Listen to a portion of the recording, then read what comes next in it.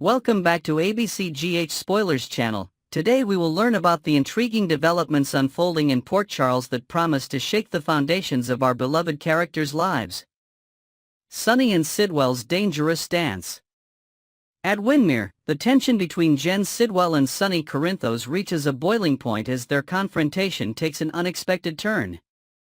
Sidwell, maintaining his innocence regarding any connection to Salisky, extends an olive branch by offering his resources to help Sunny identify the true culprit behind the international threat. The mansion's Gothic architecture serves as the perfect backdrop for this power play between two formidable forces.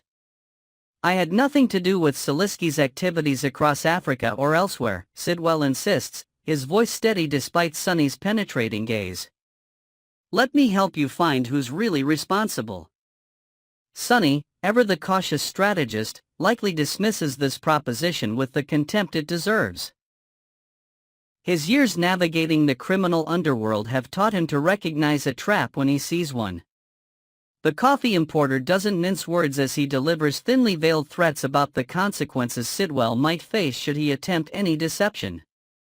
Meanwhile, Natalia Ramirez remains hidden during this confrontation, her presence at Windermere raising questions about her own involvement in the unfolding drama. What secrets might she be harboring that connect to Sidwell's mysterious past? Jason and Sasha's delicate understanding. The Quartermain mansion becomes the setting for a heartfelt conversation between Jason Morgan and Sasha Gilmore Corbin as she finally opens up about what's been troubling her. The irony isn't lost on either of them when Sasha reveals that Jason himself is the source of her concerns. "It's not what you think," Sasha explains, her eyes reflecting both vulnerability and determination. "We need to talk about boundaries and expectations." Their discussion likely centers around the recent developments involving the baby's medical records and birth certificate that Sasha previously discussed with Felicia Scorpio. The complexity of their arrangement demands clear communication, especially after Jason consulted Diane Miller about altering his will to include Sasha's child. The sunlight streaming through the mansion's windows illuminates their faces as they navigate this delicate conversation, eventually finding common ground that strengthens their unique bond. Their moment of connection demonstrates how unexpected alliances can form even in the most complicated circumstances. Drew's intimidation tactics. Curtis Ashford's protective instincts are triggered when Kai Taylor hints at news involving Drew Kane. The former Navy SEAL's concern stems from his deep understanding of Drew's manipulative tendencies, particularly when it comes to Congressman Kane's interactions with Kai. "What does Drew want you to do this time?" Curtis asks, his expression betraying his wariness. Surprisingly, Kai reveals that Drew has offered to finance a specialist in surgery that could potentially restore his football career, a gesture that appears generous on the surface but raises red flags for Curtis, who suspects ulterior motives lurking beneath this apparent act of kindness. Elsewhere, Dr. Portia Robinson stands her ground against Drew's intimidation, refusing to be cowed by his aggressive posturing. Drew's response is nothing short of threatening as he reminds Portia that her comfortable existence hangs in the balance unless she continues to comply with his blackmail demands. "You have everything to lose, Portia," Drew warns, his voice dropping to a dangerous whisper. "Think carefully about your next move." The hospital corridor where this confrontation takes place seems to shrink as Drew's imposing presence fills the space, leaving Portia to weigh her professional integrity against the personal consequences of defiance. Carly and Brennan's relationship crossroads. Jack Brennan presents Carly Spencer with a moment of truth as he outlines the realities of their relationship. The candid conversation takes place in a quiet corner of the Metro Court, away from prying eyes but surrounded by the elegant ambience that Carly has cultivated in her establishment. "This is how it has to be," Brennan states matter-of-factly. "Can you live with that?" He acknowledges the inevitable challenges they'll face, from skeptical friends and family to the necessary secrecy his position demands. The ball now rests in Carly's court as she must decide whether the connection they share is worth navigating these obstacles. Despite the complications, Carly appears committed to pursuing this relationship, her expression softening as she considers a future with Brennan. Later, she encounters Lucas Jones, leading to a light-hearted exchange about their respective romantic entanglements. Lucas and Marco's growing intimacy. Lucas Jones takes a significant step in his relationship with Marco when he shares a personal confession during their heart-to-heart conversation. The vulnerability Lucas displays serves to deepen their connection, drawing Marco closer as they navigate the early stages of their romance. "I've never told anyone this before," Lucas admits, his usual confidence temporarily replaced by a touching uncertainty. The intimate setting of their conversation, perhaps a quiet evening at Lucas's apartment, provides the perfect atmosphere for this moment of honesty, highlighting how trust is gradually building between these two promising characters. Jocelyn's unexpected break.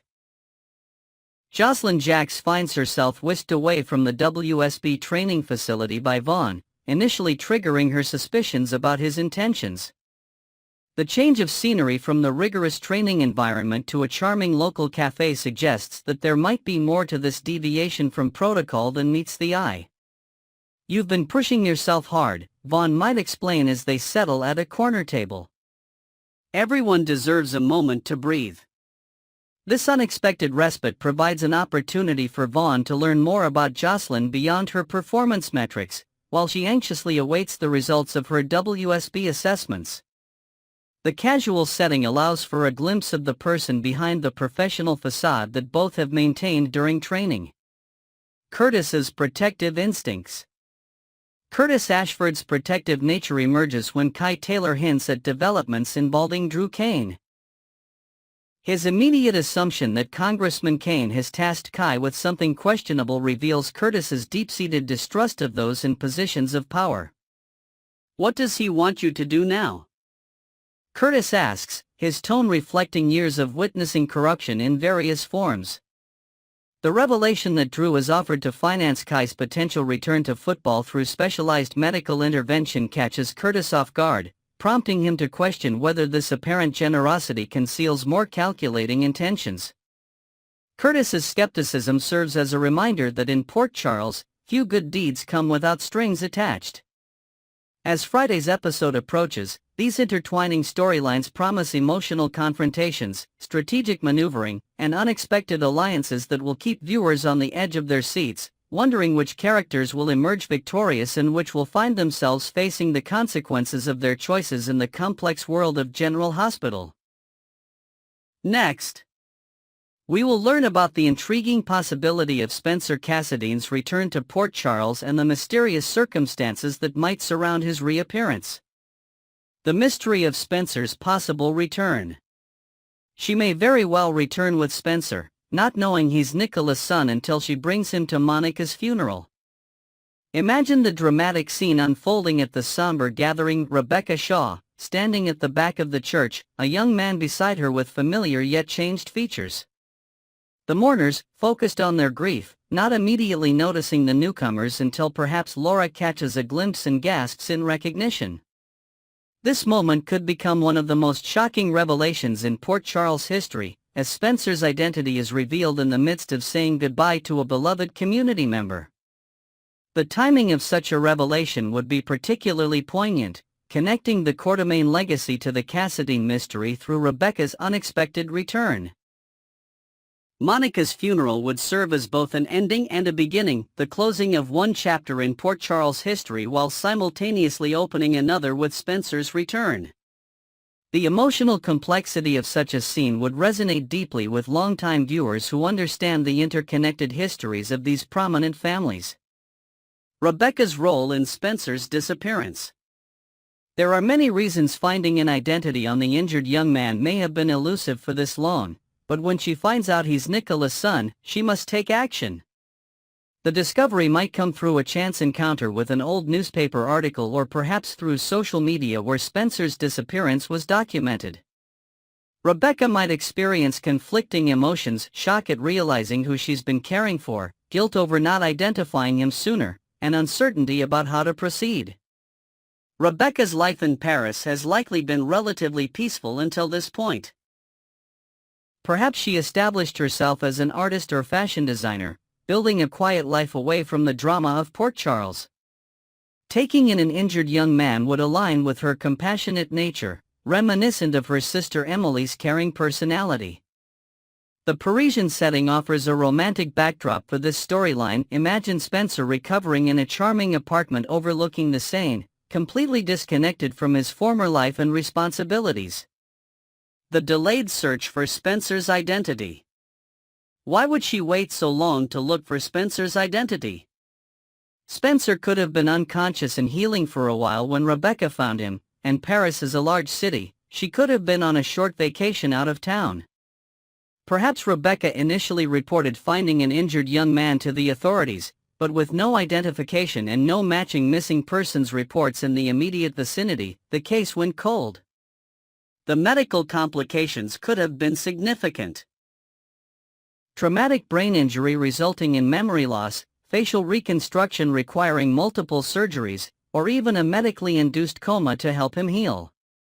During this extended recovery period, Rebecca might have developed a maternal bond with Spencer, viewing him as the son she never had. This emotional attachment could explain her reluctance to push too hard for answers about his past, subconsciously fearing she might lose him once his true identity was discovered. French bureaucracy and language barriers might have further complicated matters. If Spencer had no identification when he was found, navigating the international missing persons databases would be challenging, especially if Rebecca assumed he was a local French citizen rather than an American visitor. The amnesia storyline possibility. Spencer could have amnesia and Rebecca has been caring for him.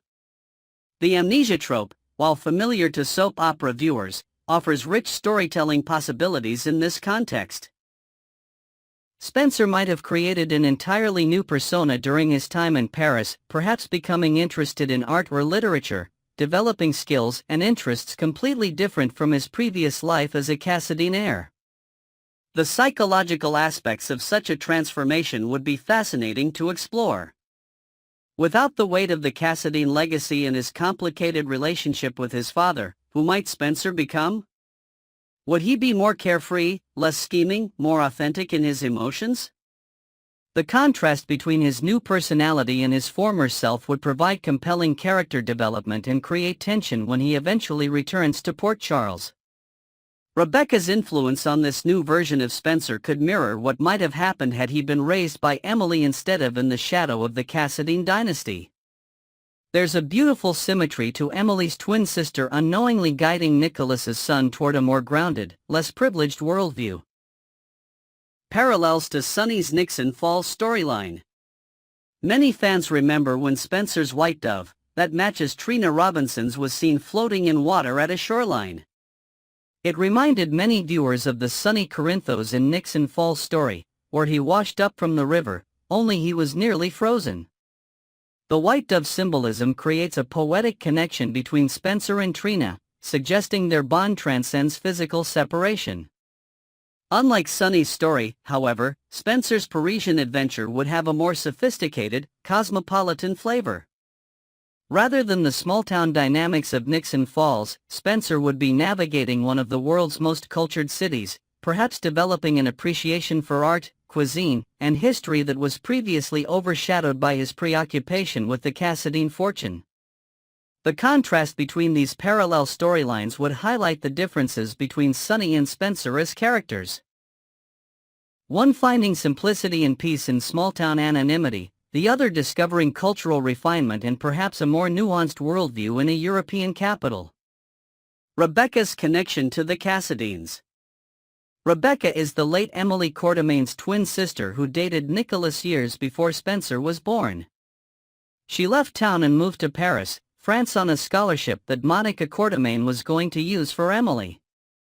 This historical connection adds layers of meaning to Rebecca's unwitting role in Spencer's story. There's a certain poetic justice in Emily's sister becoming the caretaker for Nicholas's son, creating a full-circle moment that honors the Nicholas-Emily relationship that many fans cherished. Rebecca's past with Nicholas might resurface emotionally when she discovers Spencer's identity. Would old feelings be rekindled?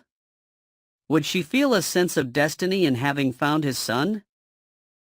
The psychological complexity of these realizations would provide rich material for character development and emotional scenes. Her decision to stay in Paris all these years might be explored as well. Perhaps she found healing there after leaving Port Charles, building a life that allowed her to escape the shadow of being Emily's twin. Finding and caring for Spencer might have given her life new purpose and meaning. The Seine River Rescue Scenario. Could Rebecca have been taking a stroll by the Seine River and came across Spencer unconscious, washed up on the bank? Did she see the white dove and rescue it also? The visual imagery of this potential rescue is compelling. Rebecca walking along the famous river on a misty morning, perhaps contemplating her life choices, when she spots what appears to be a body on the riverbank. The white dove nearby, injured but alive, would create a powerful symbolic moment. The Seine, flowing through the heart of Paris, serves as a perfect metaphorical boundary between Spencer's old life and new. Washing up on its banks represents a rebirth of sorts, a chance to start fresh without the burdens of his Cassadine heritage. Rebecca finding him there creates a narrative connection to his past through her relationship with Nicholas, while simultaneously offering him a new beginning. The rescue of both Spencer and the dove would demonstrate Rebecca's compassionate nature, echoing the kindness that her sister Emily was known for. This parallel would strengthen the thematic resonance of the storyline, suggesting that even across continents and years, connections between characters remain meaningful. Next, we will learn about the issue brewing between Felicia Scorpio and the unlikely duo of Jason Morgan and Sasha Gilmore Corbin. A tangled web of deception has been woven, and Felicia's detective instincts might just be the thread that unravels it all. The potential fallout. The consequences of this elaborate charade could be catastrophic for everyone involved. If Felicia's persistent investigation bears fruit, the carefully constructed facade will crumble like a house of cards in a hurricane. Michael Corinthos, the actual father of Sasha's unborn child, stands to lose everything he's worked to rebuild with his family upon his return to Port Charles. His secret paternity, if exposed, would not merely disappoint his loved ones but potentially incinerate the fragile bridges he's been reconstructing. Jason Morgan, Port Charles's most reliable keeper of secrets, finds himself in an increasingly precarious position. His legendary loyalty is being stretched to its limits as he continues to claim paternity for a child that isn't his. This masquerade threatens to compromise the trust he's established with countless others who depend on his discretion and reliability. The question looms large. How long can Stone Cold maintain this particular charade when the heat is turning up? For Sasha, the pressure mounts with each passing day. Pregnancy already brings its own emotional roller coaster, but adding this elaborate deception has her teetering on the edge. The weight of her lies, combined with Felicia's relentless questioning, might prove too overwhelming. There's a growing possibility that Sasha might crack under the strain, confessing everything to Felicia simply to release the crushing burden of deception she's been carrying. Felicia's detective instincts. Felicia Scorpio isn't just any concerned Port Charles citizen, she's a seasoned private investigator whose intuition has solved countless mysteries throughout her illustrious career. Her current interest in Sasha's pregnancy and Jason's supposed fatherhood may appear innocent on the surface, but those familiar with Felicia's history know better than to underestimate her perceptiveness. Her seemingly helpful suggestions about accessing Jason's medical records for the baby's benefit carry a subtle undercurrent of suspicion. Felicia possesses the unique combination of Maxi-inherited curiosity and professional investigative training that makes her particularly dangerous to secrets like this one. Her gentle prodding about genetic testing and family medical history serves a dual purpose, offering genuine assistance while simultaneously testing the consistency of their story. What makes Felicia especially formidable is her patience. Unlike many in Port Charles who demand immediate answers, she's content to observe, collect inconsistencies, and slowly build her case. Each nervous glance from Sasha, each too-perfect response from Jason, each coincidental appearance by Michael, all become pieces in Felicia's mental puzzle. The question isn't if she'll solve it, but when. Sasha's precarious position. Of all the participants in this deception, Sasha Gilmore Corbin stands on the shakiest ground. Her history of involvement in elaborate deceptions, most notably pretending to be Nina Reeves' daughter, has left her with deep emotional scars and a profound understanding of how destructive lies can become when they inevitably unravel. Now, she finds herself center stage in another life-altering charade, but with significantly higher stakes. Her pregnancy, already a physically and emotionally demanding experience, is compounded by the stress of maintaining this elaborate fiction. Every conversation becomes a potential minefield, every question from Felicia a possible trap. Sasha's relationship with the actual father, Michael Corinthos, adds another layer of complexity. Their stolen moments and meaningful glances risk exposure with each occurrence.